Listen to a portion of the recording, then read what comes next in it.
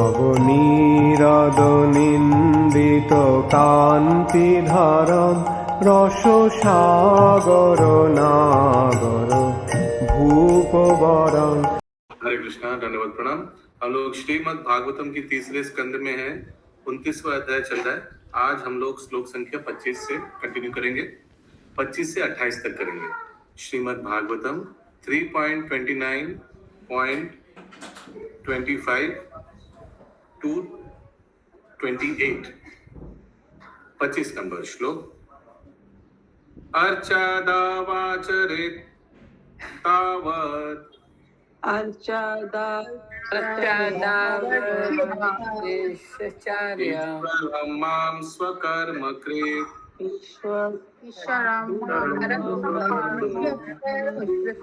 यवान्न वेद परिधि सर्वभूतेषु वस्थितम्।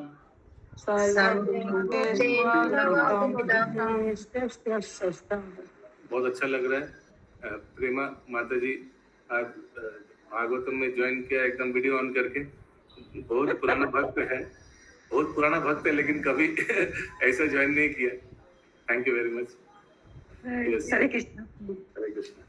अनुवाद। मनुष्य को चाहिए कि अपने निर्दिष्ट कर्म करते हुए भगवान के अर्चा विग्रह का तब तक पूजन करता रहे जब तक उसे अपने हृदय में तथा साथ ही साथ अन्य जीवों के हृदय में मेरी उपस्थिति का अनुभव हो जाए। तो उसके बाद इसके बाद नहीं, ऐसा नहीं कि इसके बाद विग्रह पूजा बंद कर देना चाहिए, ऐसा नहीं है। यही एम्फसाइज करने के लिए बोल रहे हैं कि विग्रह पूजा इंपॉर्टेंट है, लेकिन भक्त व्यक्ति पूजा भी इंपॉर्टेंट है ना? यही बोलना चाह रहे हैं Srila Prabhupada, I mean sorry, Kapil Dev, भगवान कपिल देव। फिर से एक बार पढ़िए अनुवाद। मनुष्य को चाहिए कि अपने निर्दिष्ट कर्म करते हुए भगवान के अर्चा विग्रह का तब तक पूजन करता रहे जब तक उसे अपने हृदय में तथा साथ ही साथ अन्य जीवों के हृदय में मेरी उपस्थिति का अनुभव न हो जाए। यहाँ पर उन लोगों के लिए भी भगवान के विग्रह प्रतिमा की पूजा करने की आज्ञा दी गई है जो केवल अपने निर्दिष्ट कर्म में लगे रहते हैं। विभिन्न वर्ण के लोग यथा ब्राह्मण, क्षत्रिय, वैश्य तथा शूद्र वर्ण के लोगों तथा विभिन्न आश्रमों यथा ब्रह्मचर्य, गृहस्थ, वानप्रस्थ तथा संन्यास के लिए कुछ निर्दिष्ट कर्म हैं। मनुष्य को तब तक भगवान के विग्रह की पूजा करनी चाहिए जब तक वह प्रत्येक जीव में भगवान की उपस्थिति का अनुभव न करने लगे। दूसरे शब्दों में उस मनुष्य को अपने कर्तव्यों का सही निभाने में ही संतुष्ट रहना चाहिए। उसे अपना तथा अन्य जीवों का भगवान के साथ जो संबंध है उसे अनुभव करना चाहिए। यदि वह इतना नहीं समझता तो यह समझना चाहिए कि भले ही वह अपना कर्म ठीक से निभा रहा हो किंतु वह व्यर्थ ही श्रम कर रहा है। अन्य जीव का संपर्क जानना बहुत जरूरी है कि जैसे मैं भगवान का संतान हूँ, बाकी सभी भगवान का संतानें हैं। कल आया था ये बात, प्रसंग उठा था कि दूसरों को हत्या करके खाना नहीं चाहिए, है ना? सभी भगवान का संतान है और सभी को, यानी जिनको प्रचार कर सकते हैं, जैसे मनुष्य को प्रचार कर सकते हैं तो प्रचार करना चाहिए, है ना अशोक प्रभु? आई मीन तो ये भी एक प्रकार का करुणा है, सबसे बड़ा करुणा है, एक प्रकार का सबसे बड़ा, यही एक्चुअली असल करुणा है। तो ये सब ज्ञान होना चाहिए। सिर्फ वर्णाश्रम का पालन किया, ब्राह्मण का कार्य किया, लेकिन दूसरों जीवों को मार के खा रहा है। कलयुग में से होता है, 100% होता है। तो कहीं लिखा था ना, हम लोग पढ़ा था कि कलयुग में सब ब्राह्मण क्या रूप में अवतरण हुए हैं? हरे कृष्ण। मैं नहीं हूँ, ऐसा नहीं है, बट ये लिखा है। सो माय पॉइंट इज हर एक जीवों को सम्मान करना चाहिए। ओके, आगे। इस श्लोक में सर्वकर्म कृत्य शब्द अत्यंत महत्वपूर्ण है। सर्वकर्म कृत्य का अर्थ है ऐसा व्यक्ति जो अपने निर्दिष्ट कर्मों को, मेरा बुक में लिखा है सर्वकर्मकृत, आपका हिंदी में क्या लिखा है? कृत्य लिखा है। Okay, please continue. इस श्लोक में स्वकर्मकृत शब्द अत्यंत महत्वपूर्ण है। स्वकर्मकृत का अर्थ है ऐसा व्यक्ति जो अपने निर्दिष्ट कर्मों को पूरा करता है। ऐसा नहीं है कि जो भगवान का भक्त बन जाता है अथवा भक्ति करता है। उसे अपने निर्दिष्ट कर्म बंद कर देने चाहिए। किसी को भक्ति के बहाने आलसी नहीं बनना चाहिए। उसे निर्दिष्ट कर्मों के अनुसार भक्ति करनी है। स्वकर्मकृत बताता है कि मनुष्य को बिना लापरवाही के अपने निर्दिष्ट कर्म करने चाहिए। Hare Krishna. Very important. So हम लोग देखते हैं कैसे सबसे बिजी भक्त जैसे श्रील भक्ति विनोद ठाकुर, कितना ग्रंथ लिखा है, कितना फेमस वैष्णव आचार्य, कितना सेवा से लिप्त थे, कितना आध्यात्मिक जगह का एडमिनिस्ट्रेटर भी थे, पूरी मंदिर के एडमिनिस्ट्रेटर थे ना श्रील भक्ति विनोद ठाकुर। लेकिन at the same time district magistrate भी थे। और उनका जीवनी पढ़ने से हम लोग देखते हैं कि कैसे 2 बजे तक सब अपना कार्य बहुत अच्छा से कर लेता था, ऑफिस का कार्य, और फिर घर आकर सब भजन कीर्तन और प्रचार और ग्रंथ लिखना ये सब करते थे बाकी दिन। आप लोग को मालूम है ये बात?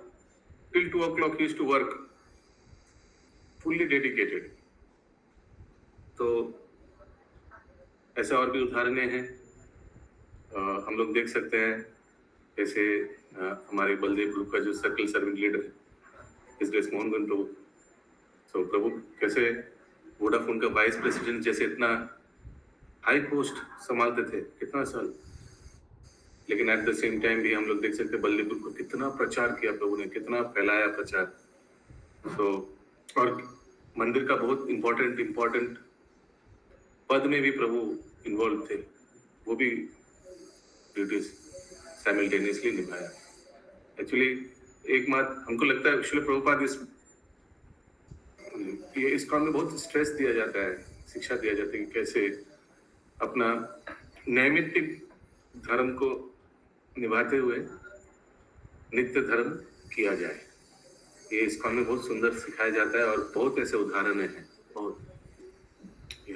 आगे श्लोक का होगा। किसी का कोई प्रश्न है? 26 नंबर श्लोक। आत्मनश्च परस्यापि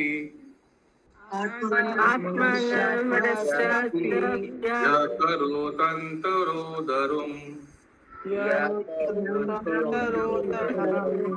भिन्ना दृशो मृत्युर्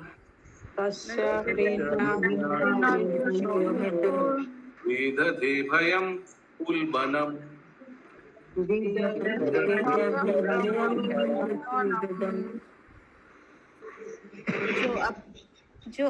जो भी अपने में तथा अन्य जीवों के बीच भिन्न दृष्टिकोण के कारण तनिक भी भेदभाव करता है, उसके लिए मैं मृत्यु की प्रज्वलित अग्नि के समान महान भय उत्पन्न करता हूँ।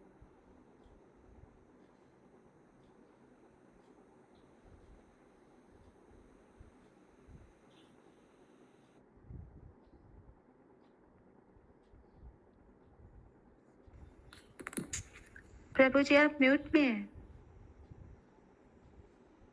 यानी दूसरे को भेदभाव नहीं करता है, भेदभाव करता है, दूसरे को सम्मान नहीं करता है, दूसरे को काट के खा लेता है, तो दूसरे जीवों को दया नहीं दिखाते।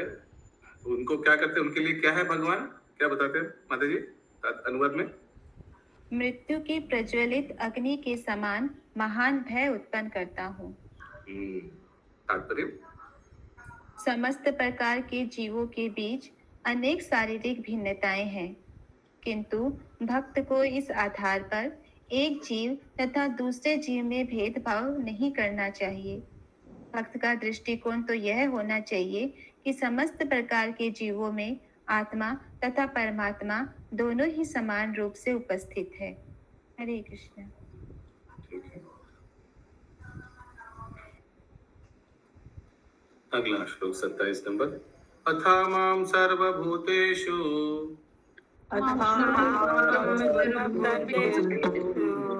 भूतात्मानं कृतालयम्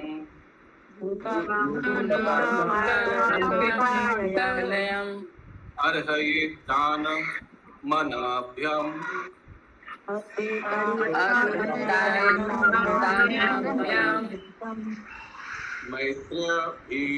मैत्राभिनेन चक्षुषा। तकिया पीछे करो।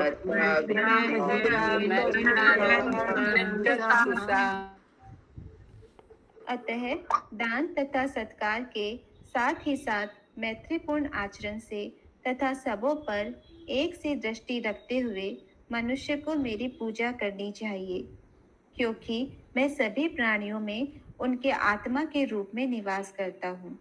कितना श्लोक कपिल मुनि बता रहे हैं ना कि सिर्फ विग्रह को भगवान मानकर और भक्तों को, व्यक्ति को सम्मान नहीं करना, ये घोर अपराध है। आई थिंक 5-6 श्लोक आ गया है इसी प्रसंग में। ये वाला भी वही बता रहे हैं, ये श्लोक भी। फिर से पढ़िए अनुवाद। दान तथा सत्कार के साथ ही साथ मैत्रीपूर्ण आचरण से तथा सबों पर एक सी दृष्टि रखते हुए मनुष्य को मेरी पूजा करनी चाहिए, क्योंकि मैं सभी प्राणियों में उनके आत्मा के रूप में निवास करता हूँ। सो सिर्फ मैं विग्रह रूप में निवास नहीं करता हूँ, मैं परमात्मा रूप में भी व्यक्ति के सभी जीवों में निवास करता हूँ। इसीलिए सबको सम्मान करना बहुत जरूरी है। तात्पर्य, लोगों की यह भ्रांति नहीं होनी चाहिए कि चूंकि परमात्मा हर प्राणियों के। मैं उस दिन बहुत अच्छा एक लेक्चर सुन रहा था, हमारा और एक शिक्षा गुरु गौरांग दर्शन प्रभु का, तो बता रहे थे कि ध्रुव महाराज को जब अपना पिता ने अपनी गोदी से हटा दिया और उनका जो सौतेली माँ का क्या नाम था, ये मैं कंफ्यूज है, सुरुचि या सुनीति? सुरुचि माँ प्रभु जी। हाँ, सुरुचि ने, आप लोग को मालूम है क्या बोला कि हमारा कोख से जन्म लेता तो फिर तुम बैठ सकते थे, ऐसे कुछ। तो उन्होंने सुनीति अपनी माँ के पास वापस आई और ये सब बताया,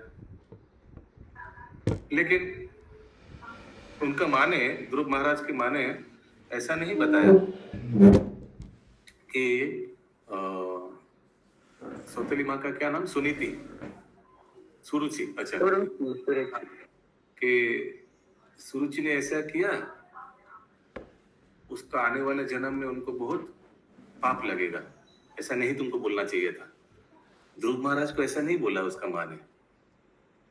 उन्होंने क्या बोला, ध्रुव तुम जरूर कुछ पाप किया होगा पूर्व जन्म में जिसके कारण तुमको ये मिला। ऐसा घटना का परिस्थिति सामना करना पड़ा। देखिए, सो नाइसली एक्सप्लेन। दूसरे को दोष नहीं दिया, अपना पुत्र को बोला पूर्व जन्म के दोष के लिए ऐसा हुआ होगा। तो वैसे ही अगर कोई भी हमारे जीवन में दुख पीड़ा पहुंचाते हैं, तो इसका मतलब नहीं दुख पीड़ा पहुंचाने का रिटर्न में उनको भी दुख मिलना चाहिए, ऐसा वैष्णव लोग सोचना चाहिए कि उनका बुरा भला हो, ऐसा नहीं सोचना चाहिए। तो हम लोग को क्या सोचना चाहिए, तो जरूर हमारे पूर्व कोई कर्म की वजह से हमको ये दुख मिल रहा है, ये व्यक्ति तो सिर्फ निमित्त है। इसीलिए भगवान बार बार ये श्लोक ये थीम बता रहे हैं कि सब जीवों को सम्मान करना चाहिए। संगनी श्याम क्या माता जी? तो हम भी 24 घंटे से बहुत दुखी हैं, हम क्या करें? हैं? क्या हो गया अभी? कल आप हमको बोले थे ना कि प्रसाद आपके हाथ से होते हुए विष जैसे होता है, ऐसे छूने से ऐसे हो। तो फिर वो तो ध्रुव चले गए, वहां पे वृंदावन में चले गए। हम क्या करें, हमको बताइए, उपाय बताइए। कल आप हमको भी सेम बात बोले थे, तो आप इसीलिए कभी पर्सनल प्रश्न नहीं पूछना चाहिए, क्योंकि पर्सनल प्रश्न के उत्तर में पर्सनल उत्तर दूंगा, फिर अंदर दिल में चुकेगा। कभी भी कुछ उदाहरण को शिक्षा के तौर पे लेना चाहिए, जनरलाइजेशन पे लेना चाहिए। आप ऐसा प्रश्न करेंगे और फिर दरवाजा सब तरह के दरवाजा बंद कर देंगे और बोलेंगे उत्तर बोलो, देखें कैसे उत्तर बोलते हो, बोलो बोलो, ये भी नहीं है, वो भी नहीं, वो भी नहीं, बोलो बोलो। हाँ, फिर हमको तो समझना पड़ेगा कि ये भी बंद है, ये भी नहीं हो सकता, ये भी आपने बंद कर दिया, ये भी बंद कर दिया, तो फिर क्या हो सकता है कि फिर तो यही हो सकता है। तो इसीलिए कोई भी प्रश्न करेंगे तो पर्सनल लाइफ से मत किया कीजिए, नहीं तो उत्तर मिलने से फिर दिल में चुभेगा। प्रश्न करना है तो जनरलाइज कीजिए। अच्छा प्रभु जी, अगर कोई व्यक्ति ऐसा किया होगा तो उसको क्या होगा, ऐसा किया कीजिए, फिर उत्तर मिलने से। तो व्यक्तिगत तो पूछ ही सकता है ना क्वेश्चन में, अगर भागवतम कोई व्यक्तिगत पूछिए लेकिन नाम मत लीजिए, मेरा जीवन में ऐसे हुआ मत बोलिए, फिर उत्तर मिलने से 24 घंटा उदास रहेंगे। तो इसीलिए मेरा क्या उपाय मुझे बताइए। मिस्टर एक्स मिस्टर वाई को ऐसा किया, मिस्टर वाई ने ऐसा किया, तो क्या हो सकता है, ऐसे पूछिए, फिर लगेगा नहीं। ठीक है, और कोई अच्छा उपाय बता सकते हैं कोई? मैं भी लगा बोले आपको प्रसाद में दोष है, मेरे कोई चीज लग। फिर से प्रश्न सुनना पड़ेगा। हाँ, क्या प्रश्न सुनना पड़ेगा, बहुत टाइम चला जाएगा अभी। हाँ, ठीक है। सो व्यक्तिगत प्रश्न पूछने से तो फिर अभी उत्तर भी, प्रभु जी लेकिन ये भी हुआ था, हमको याद है 2-3 क्राइटेरिया बोला था, ये भी नहीं है, ये भी नहीं है, वो ऐसे भी कह रहे हैं, फिर हम कभी निकले कहाँ से?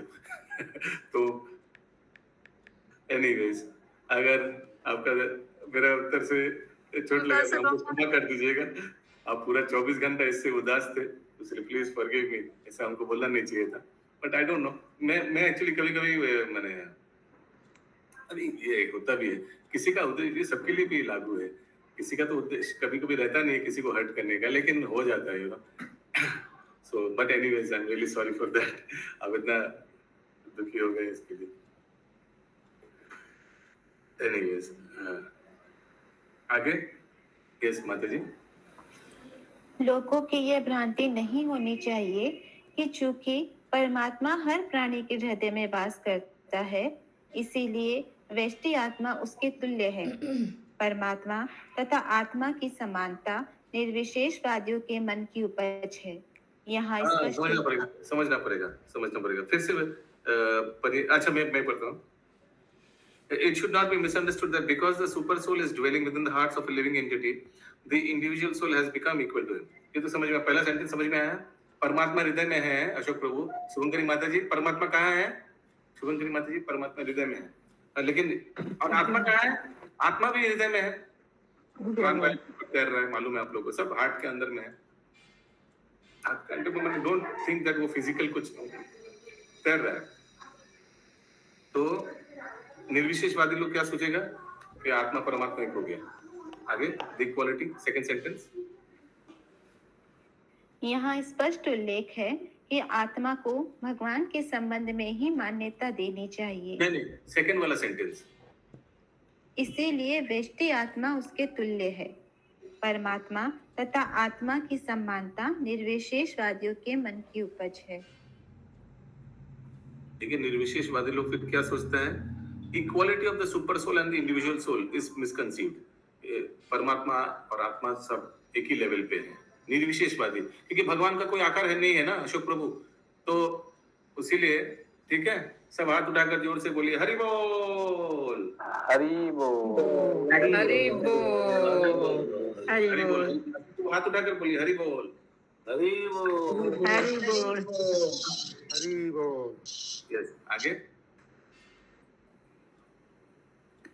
यहाँ स्पष्ट उल्लेख है कि आत्मा को भगवान के संबंध में ही समान मान्यता देनी चाहिए। आत्मा की पूजा विधि यहाँ इस प्रकार बताई गई है कि या तो यस पंकज, हरे कृष्णा बोलिए। आत्मा को भगवान के संबंध में मान्यता देनी चाहिए, इससे क्या मतलब है? यानी जैसे हम लोग भगवान को सम्मान करते हैं, वैसे दूसरे व्यक्ति को भी सम्मान करना चाहिए। भगवान के साथ एक नहीं समझना चाहिए, भगवान जैसा नहीं समझना चाहिए, लेकिन सम्मान करना, अमान ना मान देना। उसीलिए टॉपिक क्या चल रहा है कि सिर्फ विग्रह को भगवान मानता है लेकिन व्यक्ति को भगवान की तरह सम्मान नहीं करता है, वही टॉपिक चल रहा है ना। तो उसी में प्रभुपाद समझा रहे हैं। Please continue. आत्मा की पूजा विधि यहाँ इस प्रकार बताई गई है कि या तो दान देकर या पृथकतावादी दृष्टिकोण से मुक्त होकर मैत्रीपूर्ण भाव से आचरण किया जाए। कभी कभी निर्विशेषवादी बेचारे आत्मा को दरिद्र नारायण के रूप में मान लेते हैं, जिसका अर्थ है भगवान नारायण दरिद्र गरीब हो गए हैं। यह विरोधाभास है। भगवान सर्व ऐश्वर्यों से परिपूर्ण है। वे किसी दरिद्र आत्मा के साथ अथवा पशु तक के साथ रहना स्वीकार कर लेंगे, किंतु इसका अर्थ यह नहीं है कि वे दरिद्र हो गए हैं। जगह में प्रभुपाद ने ये बात को समझाया, दरिद्र नारायण। एक्चुअली ये जड़ जगत में जो ठगी लोग है ना, उनका पैसा माने दान दक्षिणा से पैसा कमाने का एक एडवर्टाइजिंग तरीका है ना। दरिद्र नारायण पूजा बोलेगा और अच्छा डोनेशन आएगा और फिर अपना पॉकेट में भर लेगा। सब सोच रहे हैं कि भगवान दरिद्र है, उनको देना चाहिए, तो भगवान का भगवान का सब कुछ है तो भगवान दरिद्र कैसे हो गया? ठीक ना अशोक प्रभु? या आगे यहाँ पर संस्कृत के दो शब्द आए हैं, मान तथा दान। मान श्रेष्ठ का सूचक है और दान उसको बताया है जो दान देता है या किसी कनिष्ठ पर दया दिखाता है। हम भगवान को ऐसा निम्न व्यक्ति नहीं मान सकते जो हमारे दान पर आश्रित हो। जब हम दान देते हैं तो सदैव अपने से निम्न भौतिक या आर्थिक अवस्था वाले को देते हैं। दान कभी धनी व्यक्ति को नहीं दिया जाता है। इसी प्रकार अप्रत्यक्षतः बताया गया है कि मान या आदर श्रेष्ठ को दिया जाता है, जबकि दान अपने से निम्न को। Okay. Charity is not given to a rich man. Similarly, it is explicitly stated here that mana, respect, is offered to a superior and charity is offered to an inferior. इसी का कोई प्रश्न है? तो समझ में आ रहा है? सिंपल। या आगे अपने कर्म फलों के अनुसार जीवात्मा धनी या निर्धन हो सकता है, किंतु परमेश्वर अपरिवर्तित रहता है। वह तो सदैव 6 ऐश्वर्यों से संपन्न रहता है। जीवों के प्रति समभाव रखने का अर्थ यह नहीं है कि उस जीव के साथ भगवान जैसा व्यवहार बरता जाए। दया तथा मैत्री का अर्थ यह नहीं है कि किसी को छूटे ही परमेश्वर के उच्च पद पर बैठा दिया जाए, किंतु साथ ही हमें इस भ्रम में भी नहीं पड़ना चाहिए कि शुकर जैसे पशु के हृदय में स्थित परमात्मा तथा एक विद्वान ब्राह्मण के हृदय में स्थित परमात्मा भिन्न भिन्न है। सभी जीवों में स्थित परमात्मा एक ही परमेश्वर है।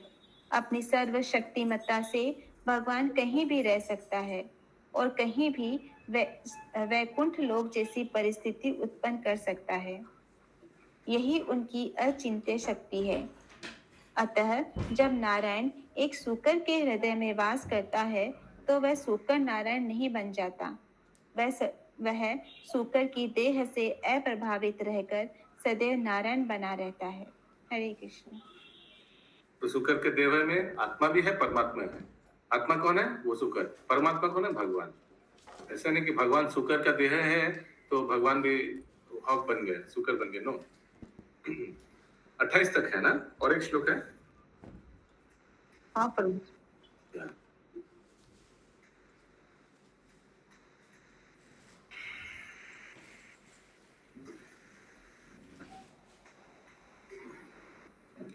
जीव श्रेष्ठा ही आजीवनम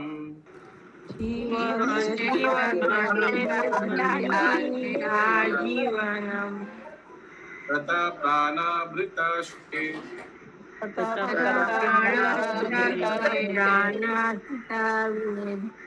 तथा सचित्त प्रवद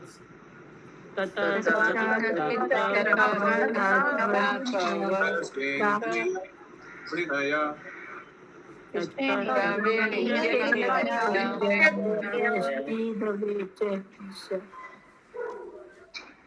हे कल्याणकारी माँ, जीवात्माएं अचेतन पदार्थ से श्रेष्ठ है और इनमें से जो जीवन के लक्षणों से युक्त है वे श्रेष्ठ है। इनकी अपेक्षा विकसित चेतना वाले पशु श्रेष्ठ है, और इनसे भी श्रेष्ठ वे हैं जिनमें इंद्रिय अनुभूति विकसित हो चुकी है।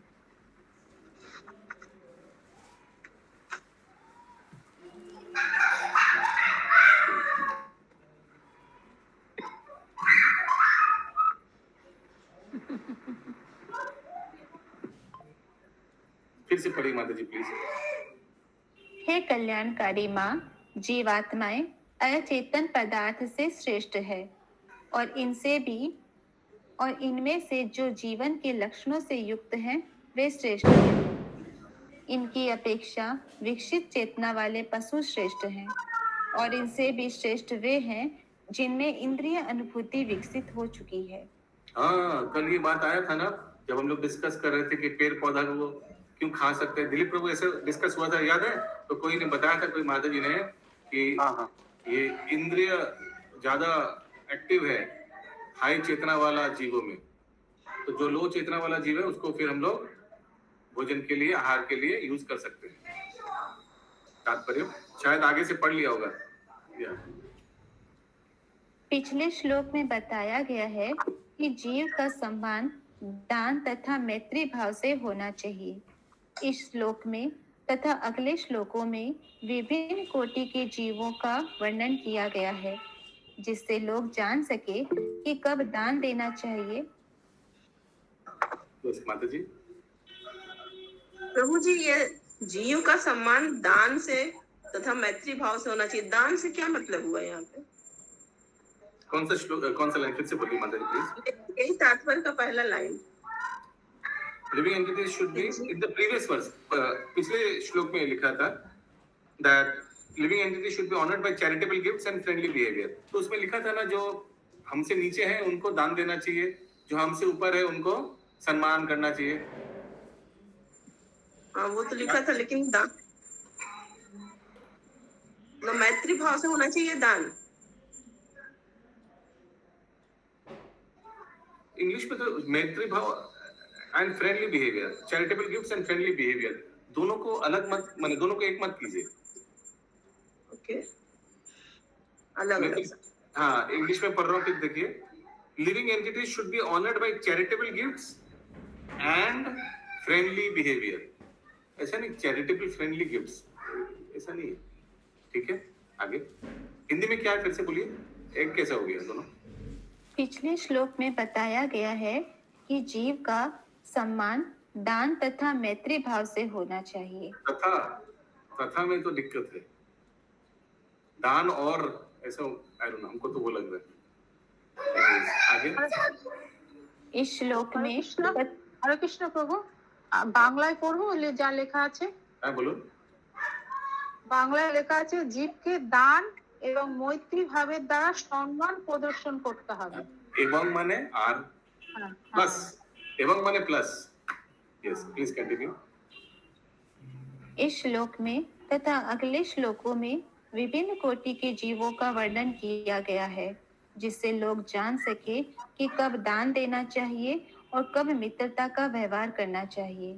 उदाहरणार्थ, शेर एक जीव है, भगवान का अंश है, और परमेश्वर इसके हृदय में परमात्मा रूप में निवास करते हैं। किंतु क्या इसका अर्थ यह होता है कि हम शेर से मित्रता का व्यवहार करें? कदापि नहीं। हमें उसके साथ भिन्न प्रकार से व्यवहार करना होगा। हमें प्रसाद के रूप में दान देना होगा। जंगल में रहने वाले अनेक संत जन शेरों के साथ मैत्री भाव नहीं बरतते, किंतु वे उन्हें प्रसाद देते हैं। शेर आते हैं, प्रसाद लेते हैं और चले जाते हैं, ठीक वैसे ही जैसे कुत्ते करते हैं। वैदिक प्रथा के अनुसार कुत्ते को घर के भीतर नहीं जाने देते। अपनी गंदगी के कारण कुत्तों तथा बिल्लियों को भले घरों में घुसने नहीं दिया जाता, किंतु उन्हें ऐसी शिक्षा दी जाती है कि वे घर के बाहर खड़े रहे। दयालु गृह स्वामी घर से प्रसाद लाकर इन्हें देता है। वे खाते हैं और चले जाते हैं। हमें निम्न जीवों के प्रति सदयता का व्यवहार करना चाहिए, किंतु इसका अर्थ यह नहीं होता है कि हम उनके साथ उसी तरह का व्यवहार करें जैसा अन्य मनुष्यों के साथ करते हैं। समता का भाव तो रहना चाहिए, किंतु यह व्यवहार करने में भेद होना चाहिए। हमारा भेदभाव किस प्रकार का हो, इसका उल्लेख अगले 6 श्लोकों में दिया गया है। हरे कृष्णा। तो अगर आपको कुत्ते के ऊपर दया दिखाना है तो प्रसाद खिलाइए, लेकिन चोरी छुपे खिलाइए, नहीं तो क्या होगा? नहीं तो आप जहां जहां जाएंगे पीछे पीछे आएगा, आपको स्पर्श करने का प्रयास करेगा, फिर बार बार आपको नहाना पड़ेगा, है ना? ऐसे ही है ना? हम देखते हैं कि ये मोहल्ला में देखते हैं कितना लोग वो बिस्किट खरीद के खिलाते हैं, और वो डॉग जो है उसको जंप करता है, उसका शर्ट वर्ट में पूरा पकड़ने का प्रयास करता है। माय गुडनेस, और उनको बहुत अच्छा लगता है, लोगों को कंपैशन मिलता है। सो बट ऐसे वैष्णव लोग नहीं कर सकते, बिकॉज डॉग लिखे है, प्रभुपाद ने लिखा है डॉग इज अनक्लीन, अपवित्र। और मैंने उस दिन बताया था ना आप लोगों को, I think Haribhakti, I don't know what, वो शवस्त्र गंगा स्नान करा उचित। तो इसीलिए अगर प्रदर्शन करना है तो कर सकते हैं, लेकिन थोड़ा डिस्क्रीटली आपको कहीं रख दीजिए, रख के चले जाइए। नहीं तो अगर डॉग को पता चल गया कि ये हमको खिलाने का प्रयास करे तो पीछे पीछे जाएगा, फिर टच करने का प्रयास करेगा, राइट? आप लोग you all know what I am talking about. Okay, पहला वर्ग। किसी का कोई प्रश्न है? ये एकदम प्रैक्टिकल चीज है जो प्रभुपाद जी डिस्कस कर रहे हैं। ओके, या लास्ट पैरा। पहला वर्गीकरण पत्थर जैसे निर्जीव एवं सजीव प्राणी में किया जाता है। कभी कभी पत्थर में भी मानव जीवन प्रकट हो जाता है। अनुभव से यह ज्ञात है कि कुछ पहाड़ियां तथा पर्वत वृद्धि करते हैं। इसका कारण पत्थर के भीतर आत्मा की उपस्थिति है।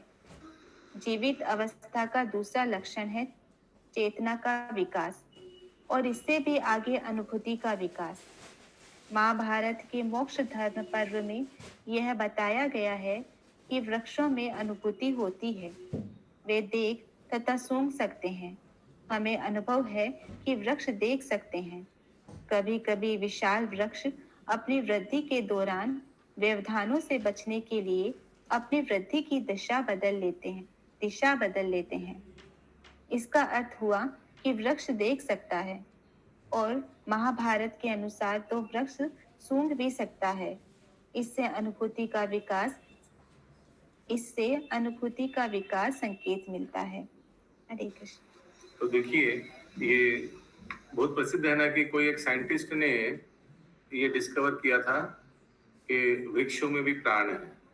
तो ये समझना कोई बड़ी बात नहीं है कि वृक्षों में प्राण है, और शास्त्र में भी तो देखिए जैसे महाभारत में क्लियरली दिया गया है ना? फिर भी हम लोग सुनते हैं कि यहाँ कोई साइंटिस्ट ने डिस्कवर किया है कि वृक्षों में प्राण है। What's the big deal? Everybody, I mean,